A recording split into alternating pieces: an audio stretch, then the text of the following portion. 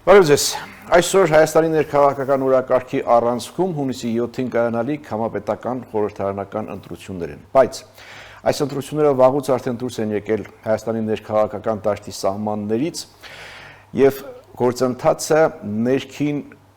քաղաքական չէ միայն եւ ընդամենը։ Ռուսաստանի Դաշնության նախագահի վերջին հայտարարությունները, Ռուսաստանից հնչող ազդակները եւ ընդհանրապես արտաքին միջամտությունների մասին խոսակցությունները ստեղծել են մի միջավայր, որտեղ հնչող հարցը մի կողմից շատ պարզ է, մյուս կողմից շատ վտանգավոր։ Այսօր Հայաստանը գնում է իսկապես ազատ, արդար եւ ժողովրդավարական ընտրությունների, թե սա լինելու է արտաքին ազդեցությունների բախում եւ պայքար։ Ընդ որում խոսքը ոչ միայն քաղաքական մրցակցության մասին է, այլև խաղի կանոնների։ Այս հարցերի շուրջ ենք զրուցելու առաջիկա 30 րոպեների ընթացքում, սա ազատ զրույցն է Free News-ի եթերում, որտեղ համադրվում են փաստերը, կարծիքները, կանխատեսումները եւ գնահատականները։ Զրուցակիցս Իրազեկ քաղաքացիների միավորում կազմակերպության ծրագրերի համակարգող Դանիել Իոնիսյանն է, բարև ձեզ, պարոն Իոնիսյան։ Այս ընթացքում շատ է խոսվում արտաքին ազդեցությունների, արտաքին միջամտությունների, սրանց ռիսկերի մասին։ Նախ սկսենք Ռուսաստանի Դաշնության նախագահի հայտարարություններից, որոնք հնչեցվեցին Հայաստանի վարչապետի հետ հանդիպմանը, ինչպես է գնահատում ասածից համատեքստում Վլադիմիր Պուտինի հայտարարությունները։ Սրանք ինչ քաղաքական ուղերձ էր, դիվանագիտական ձևակերպում, թե մի այլ բան։ Նախ ինձ համար մի քիչ զարմանալի էր, որ Վլադիմիր Պուտինը ուղիղ հայտարարեց, որ որոշ ուժեր ռուսամետ են, եւ այդ ուժերը դա չեն հերքել, չէ՞։ Ես հերքում չեմ տեսել, եթե հերքել են թող ներեն ինձ, բայց ես հերքում չեմ տեսել և ըստ էության, եթե չեն հերքում… Կարծեմ եղել է, ոչ թե հերքել, այլ մենք հայամետ քաղաքական ուժ ենք, այսպիսի հայտարարություն եղել է։ Բայց լավ, շատ բարի։ Ամեն դեպքում բավականին, ոնց ասեմ, խոստովանություն էր դա Վլադիմիր Պուտինի կողմից։ Ինձ թվում է, որ Մոսկվայում ինչ-որ բաներ վատ են գնահատում եւ չեն պատկերացնում, որ Հայաստանում ռուսամետ լինելը դա մրցակցային առավելություն չի։ Իսկ իմ հարցին վերաբերող ինչ պատասխան ունեք, ինչ էր սա իրականում դիվանագիտական ձևակերպմամբ։ Սա փորձ էր ուժերից ինչ-որ մեկին մրցակցային առավելություն ապահովելու, մեծ հաշվով դա ակնհայտ է։ Ուրիշ բան նաև արվեց, որը տենց ոնց հասկացա կազմակերպված օպերացիա էր, որը սխալ գնաց, իրանց հաշվարկով չգնաց, այնտեղ նպատակ էր դրվել նեղել Հայաստանի վարչապետին եւ ստեղ նաև ցույց տալ, որ այ տեսեք ինչ թույլ է վարչապետը, իրան նեղեցին, բայց թեև իրանց պլանով չգնաց, որտեղ այդ խոսակցության արդյունքում Ես չգիտեմ ոնց Հայաստանի վարչապետին, բայց Պուտինը հաստատ նեղված էր։ Դա իր դեմքից էլ էր երևում, դա թե ներրուսաստանյան, թե համաշխարհային արձագանքներից էլ էր ակնհայտ, բայց միևնույն է այդ պլանով փորձեցին շարժվել, էլի, ցենց ասել, այ։ Շատ լավ, ամեն դեպքում ով փորձեց նեղել, ով նեղվեց կամ չնեղվեց, դա մի հայց է, բայց հարցս վերաբերում էր կոնկրետ հայտարարությանը, թե դա ինչ էր ներկայացնում։ Դա PR ակցիա էր։ Ավելի կոնկրետ դա միջամտության իրենց բնորոշմամբ ռուսամետ ուժերին աջակցելու համար։ Միջամտություն էր Հայաստանի ներքին գործերին, թե ոչ։ Փորձեր։ Շուրջ Ռուսաստանի միջամտությունները Հայաստանի ներքին գործերին այնքան ծավալուն են, այնքան մեծ են,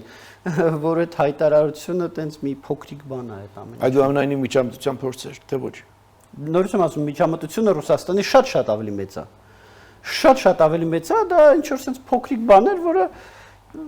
Ընդհանրապես շատ մեծ է հասկանալի է, բայց կոնկրետ ներքաղաքական գործընթացների միջոցով ներքաղաքական գործընթացների Ռուսաստան Դաշնության միջամտությունը շատ մեծ է, հա, շատ մեծ է, եւ այդ մեծ միջամտության կոնտեքստում այդ փոքրիկ բանը, ոնց ասեմ, շատ փոքրիկ էր, էլի, շատ ավելի մեծ է Ռուսաստանի միջամտությունը Հայաստանի ներքին գործերին եւ Հայաստանի ընտրություններին։ Պեսկովն ասում է, որ իրենք Ռուսաստանի իրավունք է վերապահում քննարկել հայ գործընկերների հետ ընտրական գործընթացները, սա նորմալ բան է երկկողմ հարաբերություններում։ Թող քննարկեն։ Քննարկելը միշտ էլ խնդիր չի, խնդիր չկա, թող քննարկեն։ Թող քննարկեն, խնդիրը միջամտելն է։ Խնդիրը այն է, որ իրենք ապօրինի միջոցներով միջամտում են Հայաստանի ընտրություններին։ Խնդիրը այն է, որ իրենք այնտեղ բիզնեսմեններին ստիպում են, որ միջամտեն ընտրություններին, խնդիրը են հայ բիզնեսմեններին, խնդիրը նա, որ իրանք տարբեր հիբրիդային գործիքներով միջամտում են Հայաստանի ընտրություններին։ Որն է միջամտության կետը, ինչ ասեին, կոնկրետ մենք հայտարարությունների մասին ենք խոսում եւ Պուտինի եւ Ինձ այդ հայտարարությունները շատ փոքր բան է, երբ որ Ռուսաստանի բազմաթիվ ռեգիոններում FSB-ն կանչում է հայ բիզնեսմեններին եւ ասում է դուք պետք է գնաք Հայաստանի եւ պետք է այսինչ բաներ անեք։ Այսինքն Դրա ֆոնին ինչ որ հայտարարություն քննարկել իսերն Աստծո։ Հիմա ոնց որ ինչ որ մի հատ Պուտինի հայտարարություն վերցնենք Ուկրաինայի կոնտեքստում եւ ասենք այդ հայտարարությունը Ուկրաինայի դեմ ագրեսիայի մասին էր թե ոչ։ Իսերն Աստծո Ուկրաինայինը պատերազմ են անում։ Այդ պատերազմի կոնտեքստում մի հատ հայտարարություն ավել, մի հատ հայտարարություն պակաս։ Նույնը ստեղա, մեր դեմ հիբրիդային պատերազմ են անում, այդ հիբրիդային պատերազմի կոնտեքստում մի հատ հայտարարություն ավել, մի հատ հայտարարություն պակաս, մի հատ Պեսկով ավել, մի հատ Մարիա Զախարովա պակաս, դրանից առանձնապես բան չի փոխվում։ Զախարովայի անունը տվեցիք, Զախարովան ավելի առաջ գնաց եւ քննարկում է, ավելի ճիշտ դիտարկում է կամ քննարկում է, չգիտեմ, Հայաստանում ընտրական օրենսգրքի փոփոխությունը։ Սրա հետ կապված ինչ կասեք, սա իրավական մտահոգություն է, թե էլի քաղաքական ազդակ։ Սա ծիծաղելու մտահոգություն է, որովհետեւ կներեք, սա գիտեք, սա Ռուսաստանը այնքան հեռու է այդ ամեն ինչից։ Այնքան հեռու է ժողովրդավարությունից, որ գալիս մեզ ժողովրդավարությունը սովորացնում։ Այդ նույնն է ոնց որ մենք Ռուսաստանին սովորացնենք, թե ինչպես կամ Ռուսաստան կամ Ամերիկային սովորացնենք, թե ինչպես կառուցել միջուկային զենքեր։ Բայց նրա ասած ոնց որ մենք միջուկային զենք կառուցելուց սարեր ձորեր հեռու ենք, իրանք դա ունեն։ Հիմա մենք ժողովրդավարությունն ենք, իրանք չունեն, ինչ են մեզ սովորացնում։ Բայց իր ասացի մեջ որևէ տրամաբանական բան չկար, որ ասում է վարչապետը հայտարարեց, որ Հայաստանը ժողովրդավարական երկիր է, բայց հիմա ասենք ընտրություններից առաջ փոխում են, սահմանափակում են ընդդիմության ռուսամետների մասնակցելու պայմանները, հնարավորությունները եւ այլն եւ այլն։ Դե այդտեղ ասում դա այնքան ծիծաղալու է, դա կարիք էլ չկա մեկնաբանելու։ Իսկ ուղղակի ծիծաղալու է, հասկանալի է, չէ՞ ինչ է։ Նկատի ունեմ այդտեղ այնքան հասկանալի է, այնքան ակնհայտ է, որ մեկնաբանելու կարիք չունեմ դա։ Արձանագրում եք, որ սա միջամտություն է կամ միջամտության փորձ է անցնենք առաջ։ Ես ասեմ, որ սա արձանագրում ենք, որ սա ուղղակի ծիծաղալու է։ Հասկանում եք միջամտությունը։ Իմ անկալնամ միջամտության նշաձողը մի քիչ ավելի բարձր է։ Եվ սա ասում են բան, Ռուսաստանը քննադատում որ Հայաստանում ընտրական օրենսգիր կա փոխվում եւ ընտրական օրենսգրքով ընտրություններից 2 ամիս առաջ արգելվում են անձնանունները եւ դա կարող է անհարմարություն պատճառել որոշ ռուսամետ ուժերին։ Իսերն Աստծո Ռուսաստանը ծիծաղելի է, բայց ծիծաղելի ինչ է, միջամտելու փորձ է, թե ծիծաղելի օգնության առաջարկ է, թե ինչ է։ Իրանք դա անցալում են որպես միջամտություն, բայց դա այնքան ծիծաղալու է, որ դες չեմ անցալում միջամտություն։ Որտեվ ասում եմ, այսինքն լսենք, ասենք սա միջամտություն չէ, չընկալենք, ասենք առաջ, այդպես։ Չէ, տեսեք, իմ ասածը հետեւյալն է, իրանք ընկալում են, որ իրանք տենց միջամտում են, որ իրանք տենց ասում են, որ փորձում են նախադրյալներ ստեղծեն, ինչ են իրանք անում, իրանք փորձում են նախադրյալներ ստեղծեն, ընտրությունների լեգիտիմությունը կասկածի տակ դնելու համար։ Բայց ոնց ասեմ, դա իսկական ծիծաղալու է։ Լավ։ Հիմա որ մեկը գիտեք, այստեղ ինչի է նման, հիմա մեկը որ շվեյցարական դանակով հարցակվի տանկի վրա։ Պատկերացրեք, տանկ է գալիս եւ մեկը շվեյցարական դանակով հարցակվում է այդ տանկի վրա։ Դե փոքր էլի, փոքր դանակ նկատի ունեմ, էլի փոքր գրպանի դանակով հարցակվում է, даже չեմ ասում խանչալով։ Հարցակվում է տանկի վրա։ Դա հարցակում է տանկի վրա, թե ոչ։ Դա ավելի շատ ծիծաղալու բան է, էլի։ Ասում եք, ընկնելու է տանկի թրթուրների տակ։ Հիմա նույնը ստեղ Մարիա Զախարովան պիտի մեր ընտրությունների լեգիտիմությունը կարողանա բանանել։ Դուք ասում եք, որ դա չեք ընկալում որպես միջամտություն, բայց այնտեղ Մոսկվայում դա ընդունում են, ընկալում են որպես միջամտություն։ Դե դանակով տանկի վրա հարցակվողը ընկալում է, որ ինքը հարցակվում է տանկի վրա, բայց տանկիստի համար կարող է դա ուղղակի ծիծաղ առաջացնել։ Իսկ Հայաստանում նույն այդ շրջանակներ, ասենք օրինակ երկրորդ նախագահը համարում է, որ դա միջամտություն չէ։ Եվ ավելին, դա Հայաստանն է ստեղծել այնպիսի վիճակ, որպեսզի նման հայտարարություններ լինեն։ Դե երկրորդ նախագահի կապերը, երկրորդ նախագահի եւ Վլադիմիր Պուտինի ունեցած քիմիան դա հայտնի բան է, չէ՞, այսինքն կարիք չկա կարիք չկա դրա մասին առանձնապես խոսալու եւ իր հայտարարությունները նաեւ այդ կոնտեքստում տեսնելու նորից եմ ասում Ռուսաստանը եթե նույն տանկի ընկալմամբ նայենք եւ եթե ընկալենք որ մենք տանկով հիմա շարժվող ընտրությունները եւ ընտրությունների լեգիտիմություն դա տանկ է Ռուսաստանը այդ տանկի վրա կրակում է նռնական էտերով հակատանկային միջոցներով այդ տանկի վրա ավիառումբա փորձում գցի այդ տանկի դեմը հակատանկային ականներ է դնում ոնց որ այս սաղ կոնտեքստում որ ինչ որ մեկը դանակով հարձակվում է այդ տանկի վրա դա ծիծաղալու է այն մնացածն է լուրջ բայց եթե Հայաստանում ասենք կոնկրետ երկրորդ նախագահը ասում է դա միջամտություն չէ սա ինչ է սա լեգիտիմացնում է այդ միջամտությունը արտարացնում է թե ինչ է չէ նոր ես ասում եմ դա այնքան արժեքավոր չի որ դրան լավ շատ անդրադարձանք ուրեմն եթե հավարում եք որ այդքան հայկական Մաշա Զախարովի հայտարարությունը այդպես այդքան արժեքավոր չի որ մենք Դե ես երկրի նախագահից սկսեցինք, հետո անցանք արդեն Զախարովային։ Լավ, անցնենք առաջ։ Ընտրական օրենսգրքի փոփոխության ինչպես է վերաբերվում։ Այս կոնտեքստում Ռուսաստանի միջամտության կոնտեքստում շատ ավելի մեծ բաներ կան, շատ ավելի մեծ բաներ կան, որ իրանք անում են, ել ավելի մեծ բաներ կան, որ իրանք ենթադրաբար անելու են։ Դրանց էլ կգանք այդ տարածված խոսակցություններին, թե ինչ են անում հիմա եւ ինչ կարող է եւ անեն, դրանց էլ կգանք, բայց քանի որ խոսեցինք ընտրական օրենսգրքում կատարված փոփոխությունից, սրա հետ կապված ինչ դիտարկումներ ունեք, որն է նպատակը, որն է փիլիսոփայությունը, որն է տրամաբանությունը։ Երկու փոփոխություններ են արել, երկուսն էլ նախկինում եղած կարգավորումներ էին, որոնք 24 թվական դեկտեմբերին դուրս են եկել։ Մեկը վերաբերվում է քվեաթերթիկների անվավերության հիմքերին, մյուսը վերաբերվում է դաշինքների անուններում անձնանունների արգելքին։ Ուրեմն երկուսն էլ ինչպես ասացիք 24 թվական դեկտեմբերին են հանվել քվեաթերթիկների անվավերության հիմքերի մասով փոփոխությունը արվել էր կենտրոնական տրական հանձնաժողովի առաջարկությամբ շատ խնդրահարույց է եւ մենք պահանջեցինք որ դա փոխվի օր առաջ եւ դա կարեւոր է որ փոխվեց անձնանունների արգելքը հանվել էր տեխնիկական վրիպակի արդյունքում այո Հայաստանում օրենսդիր գործունեության որակը այնքան է որ կարա տեխնիկական վրիպակով այսինքն սա տեխնիկական ոչ թե քաղաքական որոշում էր բայց այդուհանդերձ չեմ կարծում սա տեխնիկական որոշում էր որտեվ ամեն դեպքում ընտրություններից մի քանի ամիս առաջ փոխելը վստահ չեմ որ լավ միտք էր, բայց չեմ էլ կարծում որ դա ընտրությունների որակի վրա առանձնապես ազդելու է։ Այդ դեպքում ինչ խնդիր է։ Ասենց ասեմ, մեր մոտեցումը դրա հետ կապված հետևյալն է, որ այդ փոփոխությունը հետ պետք է բերվեր բնականաբար, անձնանունների արգելքը, բայց դրա համար ընտրված ժամկետը լավագույնը չէր։ Ժամկետի դրա համար մենք դա ոչ ողջունում ենք, ոչ քննադատում ենք, եւ մենք չենք կարծում որ սա ազդում է ընտրությունների արդյունքների վրա։ Ժամկետներին կգանք, իսկ ինչ է փոխում այս փոփոխությունը։ Նշեցի, մի փոփոխությունը վերաբերվում է նրան, որ տրամաբանության մեջ ինչ է փոխում, ինչ խնդիր է լուծում։ Հա, երկրորդ անձնանունների արգելք ասում, տեսեք, այդտեղ խնդիր կա։ Խնդիր կա անձնանուններով քաղաքական ուժերի անվանումները պետքա լինի իրենց գաղափարախոսությունների, իրենց ծրագրերի մասին։ Դուք եք որոշում թե քաղաքական ուժերի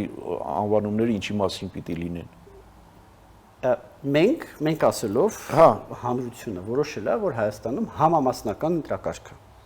որ Հայաստանում մրցապայքարը կուսակցությունների միջև է եւ ոչ թե անձանց։ Եվ օրենսդրությունը դա պետք է ապահովի։ Լավ, իսկ ժամկետների մասով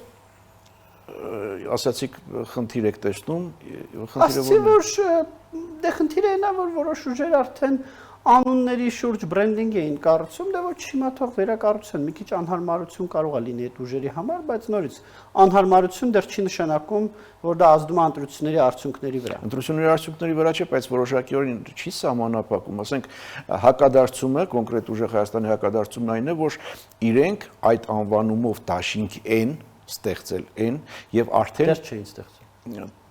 Հայտարարվել էր այդ մասին, ինչպես չէին ստեղծել։ Հայտարարվել էր, բայց դեռ չէին ստեղծել։ Բայց արդեն այդ անվանումով իրավահարաբերություններ ունեին։ Ասեցիք, չէ, իրավահարաբերություններ չունեին, ուժագիր են ստորագրել։ Ունեին կառուցած բրենդինգ։ Այո, այդ անվանումով որոշակի PR արել էին, PR-ը պետքա մի քիչ վերափոխել։ Նորից եմ ասում, անհարմարություն ստեղծում է իրանց համար, ակնհայտորեն իրանց համար դա անհարմարություն ստեղծում է։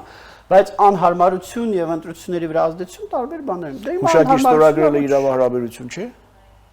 Չէ, իրավահարաբերությունը դա երբ որ դաշինքի վերաբերյալ, դաշինքով մասնակցելու վերաբերյալ կայացում են համագումարների որոշումներ եւ այդ համագումարների որոշումները իմպլեմենտացում են կենտրոնական տրական հանձնաժողով ներկայացված փաստաթղթերով։ Այստեղ կենտրոնական տրական հանձնաժողով ներկայացնելու ոչ էլ այդ պահի դրությամբ համագումարներն էին արել։ Համագումարները երեք են արել։ Լավ, ինչ հիմքով կարող են գրանցվել կամ չգրանցվել ավելի շատ կուսակցությունները, այդ հիմքերը հստակ են, սահմանված են, փոքր դատարից հետո շարունակենք, կվերադառնանք վայրկյաններ անց։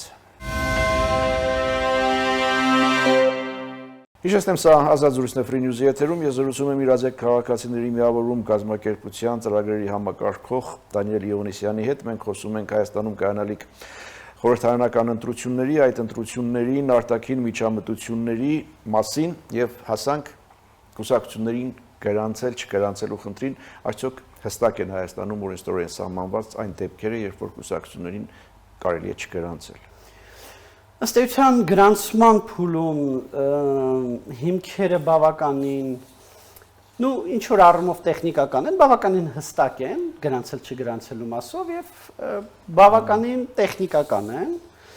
Ինչ վերաբերվում է գրանցումից հետո ընթացքում գրանցումը ուժը կորցրած ճանաչելուն, ապա հիմնականում հիմքերը վերաբերվում են զանգվածային ընտրախախտումներին, այսինքն եթե ինչ որ մի ուժ զանգվածային ընտրախախտումներ անում, հիմա դետալիզացված բան չանեմ, չծանրաբեռնեմ, եթե ինչ տեսակի ընտրախախտումներ, որ տեսակի ընտրախախտումն է, ինչպես պետք է արձանագրվի, որպեսզի հիմք լինի, այդտեղ բավականին երկար ու խուճուճ ըստ ընտրախախտումների բավական տարբեր բաներ են, բայց գրանցումը ուժը կորցրած ճանաչելու հիմքերը զանգվածային ընտրախախտումներն են, եթե կարճ։ Մոլդովայի օրինակի նախադեպի իրականացում Հայաստանում հնարավոր հավանական համարում եք դրա հիմքեր։ Մոլդովայում պատմությունը ուրիշ էր, ոչ թե կուսակցությունը ընտրական մրցապայքարից էր հանվել, այլ կուսակցությանը որպես իրավաբանական անձ էր դադարել գոյություն ունենալ եւ այդ հիմքով դուրս հանվել էր։ Այսինքն այդ կուսակցության որպես իրավաբանական անձ գրանցումն էր դատարանի կողմից չեղարկվել, չգիտեմ, ապագրանցվել, չգիտեմ որ տերմինն է ճիշտ Մոլդովայի օրենսդրության դեպքում, բայց սա էր տեղի ունեցել, վերջնական դատական ակտը ուժի մեջ էր մտել ընտրություններից մի քանի օր առաջ եւ կենտրոնական տրական հանձնաժողովը ասաց, քանի որ այս կուսակցությունը այլևս գոյություն չունի, ուրեմն այս կուսակցությունը Հայաստանում նման իրավիճակներ չկան։ Հայաստանում կուսակցության գրանցումը որպես իրավաբանական անձ, ոչ թե որպես ընտրությունների մրցապայքարի մասնակից, այլ որպես իրավաբանական անձ, գրանցումը ուժը կորցնած ճանաչելու հիմքերը ավելի եւ նշաձողը ավելի բարձր է։ Ես չեմ կարծում, որ դա իրատեսական է, բայց ես ուզում եմ բոլորի համար, քանի որ այդ կարծրատիպը կա Մոլդովայում, մրցապայքարից հանված ուժը ըստ սոցհարցումների տենց ինչ որ առաջատար առանձնապես ընդդիմադիր Անկախ նրանից առաջատար չէր, եթե չկա այդ հնարավորությունը կամ հավանականությունը շատ փոքր է, երկրորդ նախագահ ձեր կարծիքով ինչու է ասում, թե Հայաստանը կարող է գնալ Մոլդովայի օրինակով եւ Հայաստանը չի թաքցնում դա։ Նշանակում է կարծես։ Եթե զանգվածային ընտրախախտումներ անեն, շատ հնարավոր, տեխնիկապես դա Մոլդովայի սցենարով չի լինելու, տեխնիկապես ուրիշ սցենար է լինելու, բայց եթե զանգվածային ընտրախախտումներ անեն, այդ սցենարը հնարավոր է։ Բայց եթե զանգվածային ընտրախախտումներ անեն, ես չեմ կարծում, որ եթե այս ընթացքում ես մեղմ ասած չեմ կարծում, որ եթե իրանք զանգվածային ընտրախախտումներ չանեն կամ անեն չբռնվեն այդ ընտրախախտումների վրա, իրանց գրանցում ուժը կորցրած կճանաչվի։ Չէ, դրա համար անհրաժեշտ պայման է, թե օրենսդրության կոնտեքստում եմ ասում եւ թե Հայաստանում իրավունքների պաշտպանության մակարդակի տեսանկյունից էլի, փաստացի մակարդակի տեսանկյունից։ Դրա համար պետք է իրանք կատարեն զանգվածային ընտրախախտումներ եւ այդ ընտրախախտումների վրա բռնվեն։ Եթե որևիցե ուժ մեծ ծավալ ընտրախախտումներ անի ու դրա վրա բռնվի, հնարավոր է գրանցում ուժը կորցնել։ Հիմա նման իրավիճակ դեռ չունենք։ Չէ։ Հիմա մենք դեռ ընտրական օրենսգրքի այդ ռեժիմի մեջ չենք մտել։ Լավ, արտաքին միջամտության մեթոդներ, գործիքներ, այս առումով ինչ դիտարկումներ ունեք, ապա տեղեկատվություն, Արդյոք արդեն տեղեկատվությունը կեղծ նարատիվների տարածումը ունենք, վաղուց ունենք։ Դրա գործիքներից մեկն է գործիքներից մյուսը դա միջամտությունն է ընտրողների վրա ապօրինի ազդեցության տեսանկյունից, որտեղի է ունենում ուրեմն Ռուսաստանի հիմնագերակշռապես Ռուսաստանի տարածքում գործիքակազմերը բավականին տարբեր տարատեսակ են եւ լայն կիբերհարձակումներ կիբերհարձակումներ շատ հնարավոր են, որոնք կիբերհարձակումները հնարավոր են ոչ այդքան ընտրությունների արդյունքների վրա ազդեցության, այլ ընտրությունների ապալեգիտիմացման ուղղված գործողություններում շատ հնարավոր է լինեն ուրիշ քայլեր մենք տարբեր երկրներից տեսել ենք թե Ռուսաստանը ինչ քայլերի է ձեռնարկում եւ միգուցե ուրիշ քայլեր լինեն տարբեր գիտեք այնքան տարբեր կարող են լինել օրինակ Ռուսաստանի հիմնական նարատիվներից մեկը ապահովության բացակայության զգացում տագնապի մթնոլորտ այո օրինակ դրա սահմաններում օրինակ ինչ գործողություններ որ արվել են որ 99%-ով հենց Ռուսաստանի կողմից կազմակերպված դա էր Շիրակի մարզը վարկում են ինչ որ էթնիկ ադրբեջանցիներ Ռուսաստանի քաղաքացի եւ ինչ որ վիդեո են նկարում տպավորության ստեղծում որ ստեղ արդեն եկել են ադրբեջանցիները հաստատված փաստեր որ Ռուսաստանից են ուղարկվել 99%-ով դա էր ամեն դեպքում Ռուսաստանից էին եկել 99% հավանականությամբ բացը շենքի վրա մոլոտովի կոկտեյլ նետել է դրա կոնտեքստում էր բազմաթիվ լրատվամիջոցների հրապարակումները որոնցով փորձում է տպավորություն ստեղծվել որ երկրում ամեն օր սպանություն է լինում այնինչ սպանությունները լինում են մոտավորապես 9-10 օրը մեկ վիճակագրորեն եւ այդ ցուցադիշը վերջին 15 տարում չի փոխվել չի աճել չի նվազել շատ հնարավոր է որոշակի հանցատեսակներ խրախուսվեն Ռուսաստանի կողմից օրինակ ինչ էր արել Ռուսաստանը Մոլդովայում ինչ որ մարդկանց, որոնք որ Ռուսաստանում երկար ժամկետներով դատապարտված էին, այդ մարդկանց ազատում էին պայմանով, որ իրենք գնալու են Մոլդովայում բնակարանային գողություններով զբաղվեն։ Ընտրություններից առաջ մայրաքաղաք Կիշինյովում կտրուկ ավելացել էին բնակարանային գողությունները։ Եվ դա մարդիկ էին, ովքեր որ Ռուսաստանում երկար ժամկետներով դատապարտված, ոնց որ այդ մարդկանց կոպիտ ասած ձեռ տվող է ասում են ստեղ հələ 15 տարի պետք է նստես, արի քեզ ազատեն, գնա Մոլդովա բնակարանային գողություններ արա, ինչ մաքսիմում պետք է բռնեն մի 6-7 տարի տան, քեզ ձեռ չի տալի 15-ի տեղը 6-7 նստես։ Բնականաբար ձեռ է տալիս։ Շատ հնարավոր է նույնը, այս կոնտեքստում անեն, հնարավոր է ուրիշ քայլերի գնան։ Այդ տագնապի մթնոլորտ ստեղծել են ընտրողները։ Հնարավոր է ռազմաբազ, հնարավոր է չէ, կամ ունենք արժանահավատ տեղեկություններ, որ ռազմաբազայում են ինչ որ պրոցեսներ տեղի ունենում սկսած ընտրողների, այո, Գյումրիի ռազմականի մասնախոսքը, սկսած ընտրողների վրա ազդեցությունից վերջացրած ինչ որ այդտեղ Հայաստանը անելիք ունի, Հայաստանի իրավական համակարգը այո, իրավասության մեջ է նրա ամբողջությամբ Հայաստանի իրավապահպանների ընդհանրության տակ է։ Դրա վերաբերյալ մենք հետազոտություն ենք հրապարակած, որ ընդհանրությունը ամբողջությամբ Հայաստանի իրավապահպաններն է, այսինքն եթե ռազմաբազայից ինչ որ մեկը բռնվի, որ օրինակ ընտրողներին պարտադրում է այս կամ այն ուժին քվեարկել, կապ չունի դա եղել է ռազմաբազայի ներսը, դուրսը, զինծառայող չի Ռուսաստանի զինծառայողը, ոչինչ կապ չունի։ Հայաստանի իրավապահները կարող են իրենց ձերբակալել եւ քրեական արդարադատության հանձնել։ Չբացատրել ինչպես է պատկերացնում, այսինքն մեկը պետք է դուրս գա բազայից եւ ասի որ իմ հետ այսպեսի գործողություններ են։ Հազար մի տարբեր ձև կա։ Մենք օրինակ մարդկանց հորդորում ենք, ասում ենք, եթե տվյալներ ունեք, փոխանցեք մեզ տվյալները տապորինի ազդեցությունների մասին, փոխանցեք մեզ, մենք նույնիսկ պատրաստ ենք դրա համար պարգևատրել արժեքավոր տվյալներ փոխանցողներին։ Հասկանալի է։ Օրինակ ձայնագրությունը կամ ինչ որ նման մի բան, եթե ինչ որ մեկը փոխանցի, մենք դրա համար նաև կարող ենք պարգևատրել։ Խոսակցություններ կային եւ հիմա էլ կարծես թե կան Ռուսաստանից ընտրողներ ազգությամբ հայեր, Հայաստանի քաղաքացիներ բերել Հայաստան, նույնիսկ թիվեր նշվում 80000 մարդ, սա իրականում հնարավոր բան է, իրատեսական բան է, իրականանալի բան է, թե վերաբերում է քանակին ասեմ, որ քանակը դա զուտ հաշվարկի ոնց ասեմ, տարբեր հանգամանքներ ենք վերցրել, սկսած սահմանային անցակետերի թողունակությունից վերջացրած տարբեր բաներով, եւ դրա եւ այդ հաշվարկի արդյունքում ենք ստացել 80000 թիվը։ Դա ինֆորմացիա չի, դա մոտավոր գնահատական է հաշվարկի։ Այսինքն իրականում ինչքան հնարավոր է, հա, այդպես է քաշվել։ Ինչքանն է, որ տենց իրատեսական է։ Ինչ վերաբերվում է այդ երևույթին, երևույթը կա, այդ երևույթի մասին մենք արժանահավատ տեղեկություններ ունենք, այդ երևույթի վերաբերյալ մենք մի շարք ռեգիոններից, Ռուսաստանի առնվազն 8 ռեգիոններից ունենք ինֆորմացիա շատ մանրամասներով։ Հիմնականում սխեման հետևյալն է, անվտանգության դաշնային ծառայությունը, FSB-ն ճնշում է հայ բիզնեսմեններին, տարբեր տեսակի ճնշումներ է գործադրում եւ ասում է, որ եթե բան չանեն, եթե Հայաստան, նորմալ որ տարբեր տեղեր մի քիչ տարբեր է, մի տեղ ասում են պիտի աշխատեք այս ինչ կամ այն ինչ քաղաքական ուժի համար, ինչ որ տեղեր ուղղակի ասում են Հայաստանում, եթե ընտրությունների արդյունքները մեր համար լավը չլինեն, ապա ձեր համար վատ կլինի, բայց ամեն դեպքում հստակ է, որ եթե այս ուղղությամբ աշխատանքներ չանեն, այսինքն ընտրողներին Հայաստան ուղարկելու բանի, ապա իրենց համար լուրջ խնդիրներ կլինեն։ Տարբեր տեղերում դա տարբեր լծակներով է, միտեղ բիզնեսմենի մոտ հարկային ստուգումներ են գալիս եւ ասում է, այս խախտումները կթելենք, բայց նայ հունիսի 8-ին ենք որոշելու արձանագրում ենք, թե չենք արձանագրում։ Ուրիշ տեղ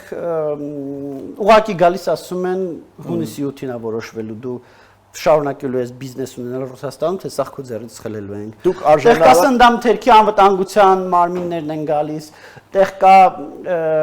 բիզնեսմենների օրինակ ներմուծող ապրանքներն են փակում չեն թողում, որ ներմուծեն օրինակ արտադրությունը, այդ արտադրության հումքը պետքա Չինաստանից ասեն գա, չեն թողում գա, ասում են հունիսի 8-ին կորոշենք գալիս է։ Շատ լավ, հասկանալի է, տարբեր են այդ ձևերը, դուք այդ ամենի մասին արժանահավատ ինֆորմացիա ունեք։ Այո, մենք այդ ամեն ինչը։ Եվ ինչպես եք վարվում այդ ինֆորմացիայի հետ կամ ինչպես կարող եք վարվել։ Այլ երկրում ինչ որ բան է կատարվում, մեր երկրում այդ առումը որ բան չի կատարում կամ կատարում է այն, որ այդ մարդիկ գալիս են այստեղ եւ մասնակցում են ընտրություններին որպես ընտրական իրավունք ունեցող Հայաստանի Հանրապետության քաղաքացի։ Ինչ կա այդտեղ։ Կվարվենք կիմանաք։ Ինչպես պիտի վարվեք։ Դե բոլոր քաղաքարտերը չբացեմ, բայց իհարկե մենք նախապես մենք այս ինֆորմացիան ունենք դեռևս տարեսկզբից, հունվարի վերջ, փետրվարի սկիզբ այդ կողմերից արդեն մենք այդ ինֆորմացիան ունենք, մենք քննարկել ենք, մենք ոնց ենք վարվում, մենք ինչ ենք անում կանխարգելման ուղղությամբ, մենք ինչ ենք անում տարբեր ուղղություններով, այդ սա գաղտնի չենք պահելու էլի, որոշ դեպքերում ինչ որ մեթոդներ առայժմ գաղտնի եք պահում։ Որոշ դեպքերում ինչ որ մեթոդներ ուղղակի ավելի ուշ ենք հրապարակում։ Որտեւ ինչ որ մեթոդներ կա, այդ մեթոդները որ շուտ հրապարակես կարող է այդ մեթոդների էֆեկտը նվազեցնեն։ Ձեր դիտորդական առաքելությունը հիմա գործում է։ Իհարկե, մարտի սկզբից եւ շարունակվելու է մինչեւ Իսկ դիտորդական առաքելությունների որակի մասին ինչ կասեք։ Այսպեսի մտահոգություն կար, որ շատ հաճախ կամ ոչ հաճախ երբեմն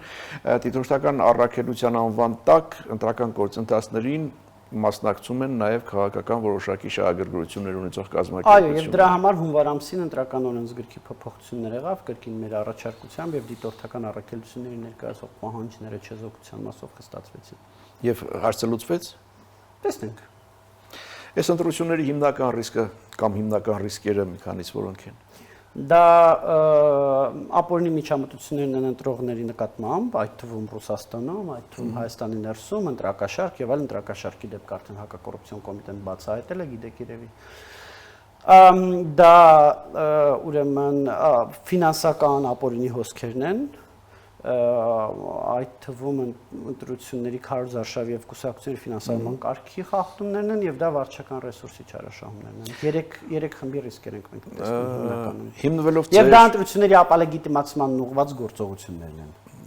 Հիմնվելով ձեր դիտորդական առաքելություն իրականացնելու փորձի վրա ամենահավանական խախտումները, որ կարող են լինել պաշտոնական քարոզարշավի ժամանակ, քվեարկության ժամանակ։ Դե այս խմբի, բոլորը այս խմբի մեջ են, բոլորը այս խմբերի մեջ են իմ թվարկած։ Մեկ հարցել ու ավարտենք ձեր տպավորությամբ այս ամենով հանդերձ այն միջավայրով զարգացումներով, որ ունենք Հայաստանը գնում է իսկապես ազատ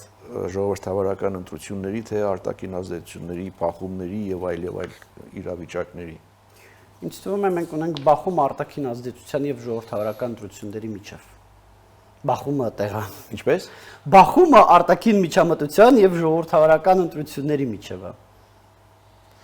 Շնորհակալ եմ զրույցի համար։ Ես եմ Հետևենք իրադարձությունների զարգացումներին, այս ընտրություններում գլխավոր հարցը ոչ միայն այն է, թե ով կհաղթի, այլ այն, թե ինչ պայմաններում կհաղթի եւ ինչպիսին կլինի հանրային վստահությունը այդ ընտրությունների նկատմամբ, իսկ այդ վստահությունը ձևավորվում է այսօր։ Սա ազատ զրույցներ Free News-ի եթերում ես զրուցում եմ իրազեկ քաղաքացիների միավորում